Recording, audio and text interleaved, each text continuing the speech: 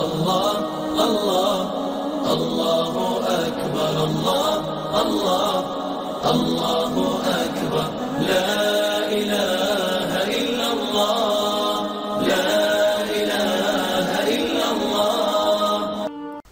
بسم اللہ الرحمن الرحیم. السلام علیکم دوستو، میں ہوں حافظ احسان اور آپ دیکھ رہے ہیں اسلامک ٹیچر. دوستو، سب سے پہلے تو میں آپ کو اپنے اس چینل پر خوش آمدید کہتا ہوں، اور آج میں آپ کو جو وظیفہ بتانے جا رہا ہوں انشاءاللہ العزیز اس سے آپ کسی کے بھی دل کا حال، کسی کے بھی دل کا راز معلوم کر سکتے ہیں، وہ بھی بہت ہی آسان طریقے سے. وظیفہ بتانے سے پہلے دوستو میری آپ سے گزارش ہے کہ اگر آپ نے ہمارا یہ چینل ابھی تک سبسکرائب نہیں کیا تو اسے ضرور سبسکرائب کریں تاکہ ہماری اپلوڈ ہونے والی ویڈیوز کی آپ کو اپڈیٹس مل سکیں. اور دوسری بات یہ کہ اس ویڈیو کو ثواب کی نیت سے، صدقہ جاریہ کی نیت سے شیئر بھی کریں تاکہ زیادہ سے زیادہ لوگ آپ ہی کی طرح اس ویڈیو سے فائدہ حاصل کر سکیں. تو دوستو، میں آپ کو ایسا وظیفہ بتانے جا رہا ہوں کہ اگر آپ کسی بھی اپنے دوست کے دل کا حال، اپنے کسی دوست کے دل کا راز معلوم کرنا چاہتے ہیں تو اس وظیفے سے انشاءاللہ العزیز اللہ تعالیٰ خواب میں آپ کو اشارہ دے دے گا.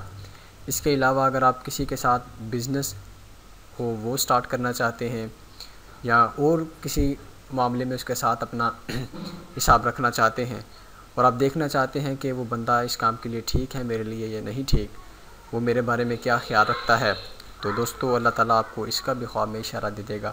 یا آپ گھر میں کسی پر شک کرتے ہیں، اپنی بیوی پر یا کسی اور پر بھی شک کرتے ہیں. دوستو پہلی بات تو یہ ہے کہ بدگمانی اسلام میں حرام ہے، بدگمانی لینا اسلام میں ناجائز ہے. تو پھر بھی اگر آپ کو اپنی بیوی یا کسی پر شک ہے تو آپ اس کا مطلب یقین حاصل کرنا چاہتے ہیں کہ کیا واقعی اس میں یہ عیب پایا جاتا ہے یا نہیں پایا جاتا، تو اللہ تعالیٰ اس کا بھی آپ کو خواب میں اشارہ دے دے گا. علم غیب تو دوستو اللہ تعالیٰ ہی کے پاس ہے، لیکن اگر اللہ تعالیٰ کی عبادت کی جائے، وظائف کیے جائیں، اللہ تعالیٰ کے قرب کے لیے نوافل ادا کیے جائیں، عبادات کی جائیں تو اللہ تعالیٰ اپنے علم غیب کا نور ہم میں بھی عطا کرتا ہے، اللہ تعالیٰ ہمیں بھی اس کا فیض عطا کرتا ہے.